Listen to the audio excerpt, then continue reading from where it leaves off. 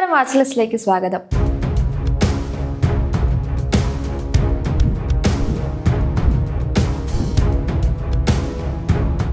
ശക്തമായ അസ്ഥിരതയ്ക്കിടയിലും സെൻസെക്സും നിഫ്റ്റിയും 0.5% നേട്ടമുണ്ടാക്കിയ ഒരു വാരമാണ് കടന്നുപോയത്. വെള്ളിയാഴ്ച വിപണി നേട്ടത്തിൽ അവസാനിച്ചുവെങ്കിലും നേരിയ ആശങ്കകൾ നിലനിൽക്കുന്നുണ്ട്. നിഫ്റ്റി IT റിയൽറ്റി മേഖലകൾ മികച്ച മുന്നേറ്റം നടത്തിയപ്പോൾ പൊതുമേഖലാ ഓഹരികൾക്ക് തിരിച്ചടി നേരിട്ടു. US ഇറാൻ നയതന്ത്ര ചർച്ചകളും ക്രൂഡ് ഓയിൽ വിലയിലെ മാറ്റങ്ങളും രൂപയുടെ മൂല്യത്തിലെ തിരിച്ചുവരവും വരും ആഴ്ചയിൽ വിപണിയുടെ ഗതി നിർണ്ണയിക്കുന്നതിൽ പ്രധാന പങ്കുവഹിക്കും. ആഗോള അനിശ്ചിതത്വങ്ങൾ നിലനിൽക്കുന്നതിനാൽ നിക്ഷേപകർ ജാഗ്രതയോടെയുള്ള സമീപനമാണ് നിലവിൽ സ്വീകരിക്കുന്നത്. ഈ സാഹചര്യത്തിലും പല ഓഹരികളും നിക്ഷേപകർക്ക് ശ്രദ്ധിക്കാവുന്നതാണ്. അത്തരത്തിൽ അടുത്ത ആഴ്ച ശ്രദ്ധിക്കാൻ പറ്റിയ ഒരു ഓഹരി ഹിൻഡാൽകോ ഇൻഡസ്ട്രീസ് ആണ്. കമ്പനിയുടെ Q4 റിസൾട്ട്സ് കഴിഞ്ഞ ദിവസമാണ് വന്നത്. കമ്പനിയുടെ ഏകീകൃത അറ്റാദായത്തിൽ 26.74% വർധനവ് രേഖപ്പെടുത്തി. ഇതോടെ ആകെ ലാഭം 2597 കോടി രൂപയായി ഉയർന്നു. മുൻപാദത്തിൽ കമ്പനി 2049 കോടി രൂപയുടെ ലാഭമാണ് റിപ്പോർട്ട് ചെയ്തത്. എന്നാൽ മുൻ വർഷത്തെ ഇതേ പാദവുമായി താരതമ്യം ചെയ്യുമ്പോൾ അറ്റാദായത്തിൽ 50.83% കുറവാണ് ഉണ്ടായിരിക്കുന്നത്. 2024-25 സാമ്പത്തിക വർഷം മാർച്ച് പാദത്തിൽ ലാഭം 5284 കോടി രൂപയായിരുന്നു. ഒസേഗോയിലുണ്ടായ തീപിടുത്തം മൂലമുണ്ടായ തടസ്സങ്ങൾ ലാഭത്തെ ബാധിച്ചതായി റെഗുലേറ്ററി ഫയലിംഗിൽ കമ്പനി വ്യക്തമാക്കിയിട്ടുണ്ട്. റിപ്പോർട്ട് ചെയ്ത പാദത്തിൽ പ്രവർത്തനങ്ങളിൽ നിന്നുള്ള വരുമാനം മുൻ പാദത്തെ അപേക്ഷിച്ച് 17% വർദ്ധിച്ച് 78,133 കോടി രൂപയായി. 2026 സാമ്പത്തിക വർഷത്തെ മൂന്നാം പാദത്തിൽ ഇത് 66,521 കോടി രൂപയായിരുന്നു. വാർഷികാടിസ്ഥാനത്തിൽ വരുമാനം മുൻ വർഷത്തെ 64,890 കോടി രൂപയിൽ നിന്ന് 20% വർദ്ധിച്ചു. പ്രവർത്തന തലത്തിൽ കമ്പനിയുടെ EBITDA 11,197 കോടി രൂപയാണ്. ഇത് മുൻവർഷത്തെ അപേക്ഷിച്ച് 31%, മുൻവർഷത്തെ ഇതേ പാദത്തെ അപേക്ഷിച്ച് 8.75% വർധനവുമാണ് രേഖപ്പെടുത്തിയത്. ഇന്ത്യയിലെ മികച്ച ബിസിനസ് പ്രകടനവും നോവലിസിലെ സ്ഥിരതയാർന്ന തിരിച്ചുവരവും കാരണം ഒരു പാദത്തിലും മുഴുവൻ വർഷത്തിലും ലഭിക്കാവുന്ന ഏറ്റവും ഉയർന്ന ഏകീകൃത വരുമാനവും എബിഡയും കമ്പനി കൈവരിച്ചിട്ടുണ്ട്. ഹിൻഡാൽകോ ഇൻഡസ്ട്രീസ് ഓരോ ഓഹരിക്കും 5 രൂപ വീതം ഡിവിഡൻഡ് നൽകാനും തീരുമാനിച്ചിട്ടുണ്ട്. ഇതിനുള്ള റെക്കോർഡ് ഡേറ്റ് ജൂലൈ 10 ആണ്. മറ്റ് വിവരങ്ങൾ പരിശോധിച്ചാൽ സ്റ്റോക്കിന്റെ PE 14 ടൈംസ് ആണ്. ഇത് ഇൻഡസ്ട്രി PE ആയ 18 ടൈംസിനേക്കാൾ താഴെയാണ് എന്നത് ശ്രദ്ധേയമാണ്. ബുക്ക് വാല്യൂ 608 രൂപയും മുഖവില 1 രൂപയുമാണ്. ലാഭക്ഷമത പരിശോധിക്കുമ്പോൾ ROC 13.7%, ROE 13.5% രേഖപ്പെടുത്തിയിട്ടുണ്ട്. കമ്പനിയുടെ സാമ്പത്തിക ഭദ്രതയും വളർച്ചയും വിലയിരുത്തിയാൽ 99,161 കോടി രൂപയുടെ കടമുണ്ടെങ്കിലും ഡെറ്റ് ടു ഇക്വിറ്റി റേഷ്യോ 0.73 എന്ന നിയന്ത്രിത നിലവാരത്തിലാണ്. കഴിഞ്ഞ 5 വർഷത്തിനിടയിൽ വിൽപ്പനയിൽ 15.8% വളർച്ചയും ലാഭത്തിൽ 36.2% വർധനവുമാണ് കൈവരിച്ചിരിക്കുന്നത്. കൂടാതെ കഴിഞ്ഞ 3 വർഷത്തിനുള്ളിൽ നിക്ഷേപകർക്ക് 39.7% റിട്ടേൺ നൽകാനും കമ്പനിക്ക് സാധിച്ചു. കമ്പനിയുടെ വിപണിയിലെ സാധ്യതകൾ കൂടി ഇനി വിലയിരുത്താം. അതിനായി ഓഹരിയുടെ ടെക്നിക്കൽസ് ശിവദേവ് വ്യക്തമാക്കും. നമസ്കാരം. നമ്മളിവിടെ ഹിൻഡാൽകോ ഇൻഡസ്ട്രീസ് ലിമിറ്റഡ് ഈ ഒരു സ്റ്റോക്കിൻ്റെ ഡെയിലി ടൈം ഫ്രെയിമിലുള്ള ചാർട്ടാണ് ഓപ്പൺ ആക്കിയിരിക്കുന്നത്. നമ്മളിവിടെ ഓൾറെഡി ലെവൽസ് മാർക്ക് ചെയ്തിട്ടുണ്ട്.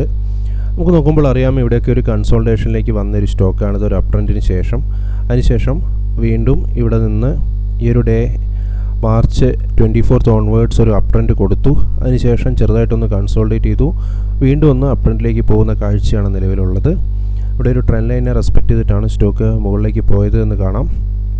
അതേ ട്രെൻഡ് ലൈൻ ഇവിടെ ബ്രേക്ക് ചെയ്തെങ്കിലും ലാസ്റ്റ് തേഴ്സ്ഡേ ആൻഡ് ഫ്രൈഡേ ആ ഒരു ട്രെൻഡ് ലൈനിന് മുകളിലേക്കാണ് സ്റ്റോക്ക് കയറി നിൽക്കുന്നത്. നിലവിൽ 1110, 1115 രൂപ റേഞ്ചിൽ നമുക്ക് റെസിസ്റ്റൻസ് എക്സ്പെക്റ്റ് ചെയ്യണം.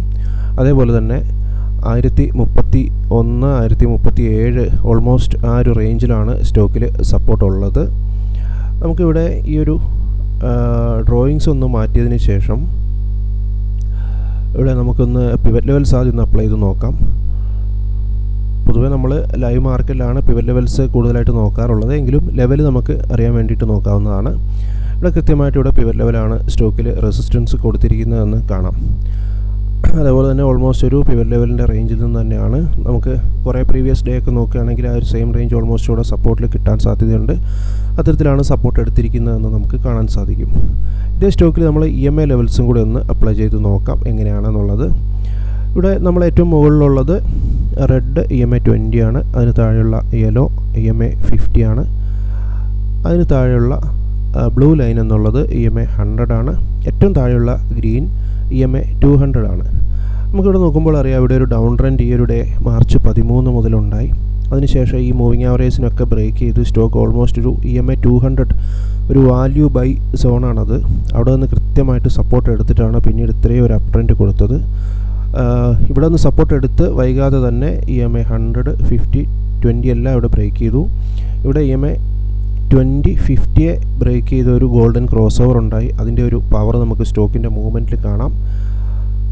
കൃത്യമായിട്ട് ഈ ഒരു EMA 20ക്ക് താഴേക്ക് വന്നെങ്കിലും അവിടെ നിന്ന് തന്നെ സപ്പോർട്ട് എടുത്ത് സ്റ്റോക്ക് മുകളിലേക്ക് പോയ ഒരു കാഴ്ചയാണ് നമുക്ക് കാണാൻ സാധിക്കുന്നത്. ലൈവ് മാർക്കറ്റിൽ നമുക്ക് വ്യത്യസ്തങ്ങളായ മൂവിങ് ആവറേജസ് അപ്ലൈ ചെയ്ത് നോക്കാവുന്നതാണ്. പ്രൈസ് മൂവിങ് ആവറേജ് ലെവലൊക്കെ ലൈവ് മാർക്കറ്റിൽ മാറ്റം വരും എന്നതുകൂടെ ശ്രദ്ധിക്കുക. ഇത്തരത്തിൽ സപ്പോർട്ട് റെസിസ്റ്റൻസ് അടക്കമുള്ള നിലവാരങ്ങൾ പരിഗണിച്ച് മാത്രം ഈ ഓഹരിയിൽ വ്യാപാരം അല്ലെങ്കിൽ നിക്ഷേപം നടത്താൻ വേണ്ടി ശ്രദ്ധിക്കുക. Thank you. അടുത്ത ഓഹരി BSE ആണ്. മാർച്ച് പാദത്തിൽ കമ്പനി 797 കോടി രൂപയുടെ ഏകീകൃത അറ്റാദായമാണ് രേഖപ്പെടുത്തിയത്. മുൻവർഷം ഇതേ കാലയളവിലെ 494 കോടി രൂപയേക്കാൾ 61% വർധനവാണിത്. നാലാം പാദത്തിലെ വരുമാനം മുൻവർഷത്തെ 847 കോടി രൂപയിൽ നിന്ന് 85% ഉയർന്ന് 1564 കോടി രൂപയിലെത്തി. മുൻ പാദവുമായി താരതമ്യം ചെയ്യുമ്പോൾ അറ്റാദായത്തിൽ 32%, വരുമാനത്തിൽ 26% വളർച്ചയുണ്ടായിട്ടുണ്ട്. ട്രാൻസാക്ഷൻ ചാർജുകളിൽ നിന്നുള്ള വരുമാനമാണ് ഈ വളർച്ചയ്ക്ക് പ്രധാന കാരണമായത്. ഇത് മുൻവർഷത്തേക്കാൾ 114% വർദ്ധിച്ച് 1311 കോടി രൂപയായി.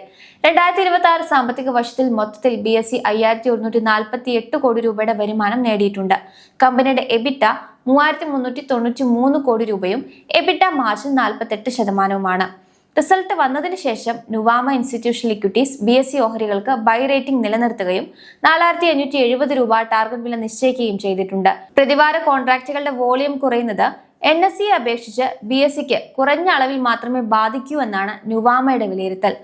മറ്റു വിവരങ്ങൾ നോക്കിയാൽ PE അനുപാതം 68.7 ടൈംസ് ആണ്. ഇത് ഇൻഡസ്ട്രി PE ആയ 62.6 ടൈംസിനേക്കാൾ അല്പം കൂടുതലാണ്.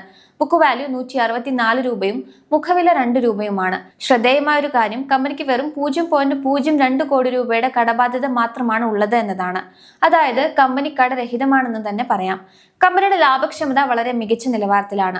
ROCE 58%, ROE 44.8%.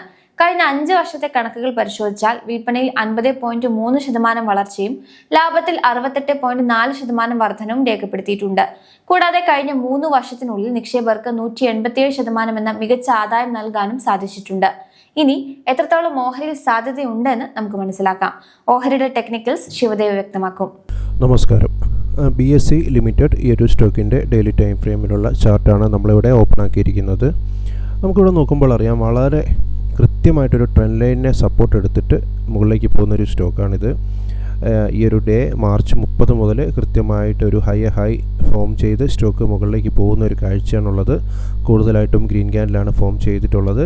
ചെറിയ പുൾ ബാക്കുകൾ വരുന്നു, വീണ്ടും സ്റ്റോക്ക് മുകളിലേക്ക് പോകുന്നു. ആ ഒരു ട്രെൻഡാണ് ഇവിടെ വിസിബിൾ ആയിട്ടുള്ളത്. നമ്മൾ നോക്കുമ്പോൾ ഇവിടെ 3985, 3919 ആ ഒരു റേഞ്ചിൽ സ്ട്രോങ് ആയിട്ടുള്ള ഒരു സപ്പോർട്ട് കാണാൻ വേണ്ടി സാധിക്കും. അതേപോലെ തന്നെ നിലവിൽ 4273, 4299 രൂപ നിലവാരത്തിൽ ഈ ഒരു സ്റ്റോക്കിൽ നമുക്ക് റെസിസ്റ്റൻസ് കാണാൻ സാധിക്കും. നമുക്ക് ഈ ഡ്രോയിങ്സ് ഒക്കെ ഒന്ന് മാറ്റിയതിന് ശേഷം ആദ്യം ഒന്ന് ഫിബ് ലെവൽസ് ഒന്ന് അപ്ലൈ ചെയ്ത് നോക്കാം, എങ്ങനെയാണ് ഈ ഒരു സ്റ്റോക്കിൽ വർക്ക് ചെയ്യുന്നത് എന്നുള്ളത്. ഓൾമോസ്റ്റ് എല്ലാ സ്റ്റോക്കിലും ഫിബ് ലെവൽസ് കൃത്യമായിട്ട് വർക്ക് ചെയ്യാറുണ്ട്. നമുക്കിവിടെ നോക്കുമ്പോൾ അറിയാം, കൃത്യമായിട്ട് ഇവിടെ ഈ ഒരു അപ് ട്രെൻഡ് തുടങ്ങിയതിന് ശേഷം ഇവിടെ 0.5 ഫിബ് ലെവലിൽ നിന്ന് സ്റ്റോക്ക് സപ്പോർട്ട് എടുത്തു. അതിനുശേഷം മുകളിലേക്ക് പോയ സമയത്ത് 0.382 ഈ ഒരു യെല്ലോ ലൈനാണ്, അവിടെ നിന്ന് സപ്പോർട്ട് എടുത്തു. അതിനുശേഷം കൺസോൾട്ടേഷനിലൊക്കെ വന്ന സമയത്ത് 0.236 നിന്നാണ് ഇവിടെ സ്ട്രോങ് ആയിട്ടുള്ള 2 ഗ്രീൻ ക്യാൻഡിൽസും സപ്പോർട്ട് എടുത്തിട്ടുള്ളത്. കൃത്യമായിട്ട് ഫിബിൻ്റെ അപ്പർ ലെയറിൽ നിന്നാണ് സ്റ്റോക്കിൽ റെസിസ്റ്റൻസ് നിലവിൽ ഉണ്ടായിരിക്കുന്നത് എന്നും നമുക്കിവിടെ വിസിബിളാണ്. ഇനി നമുക്ക് അടുത്തതായിട്ട് ഈ ഒരു സ്റ്റോക്കിൽ EMA ഒന്ന് അപ്ലൈ ചെയ്യുക. EMA 9 ആണ് നമ്മളിവിടെ അപ്ലൈ ചെയ്യുന്നത്. ഈ ബ്ലൂ ലൈനാണ് EMA 9. നമുക്കിവിടെ നോക്കുമ്പോൾ അറിയാം, വളരെ മനോഹരമായിട്ട് EMA 9 ഈ ഒരു സ്റ്റോക്കിൽ സപ്പോർട്ട് കൊടുത്തു പോകുന്നുണ്ട്. ഡെയിലി ടൈം ഫ്രെയിമിൽ കൃത്യമായിട്ട് EMA 9 നിന്നാണ് ഇവിടെ ഒരു അപ് ട്രെൻഡ് സ്റ്റാർട്ട് ചെയ്തത്. അതിനുശേഷം കുറച്ച് അകന്നു പോയി റണ്ണിങ് മൂവിങ് ആവറേജ് കറക്ഷൻ വന്നു. വീണ്ടും EMA 9 സ്റ്റോക്ക് വരുന്നു, വീണ്ടും ഒരു അപ് ട്രെൻഡിലേക്ക് പോകുന്നു. ആ ഒരു കാഴ്ചയാണ് ഏറെ നാളുകളായിട്ട് ഇവിടെ ഉള്ളത്. ഇവിടെയും ഈ ഒരു ക്യാൻഡിൽ മെയ് 18 EMA 9 നിന്നാണ് സ്റ്റോക്കിൽ സപ്പോർട്ട് എടുത്തിട്ടുള്ളത്. അതുകൊണ്ട് തന്നെ ഇനി മുന്നോട്ട് പോകുമ്പോൾ ഒന്നുകിൽ EMA 9 മുകളിലേക്ക് പോകും, അല്ലെങ്കിൽ പ്രൈസ് താഴേക്ക് വരികയോ ചെയ്യുന്ന സമയത്ത് EMA 9 റേഞ്ച് നമ്മൾ ഡെയിലി ടൈം ഫ്രെയിമിൽ ഒരു സപ്പോർട്ടായിട്ട് പരിഗണിക്കേണ്ടതാണ്.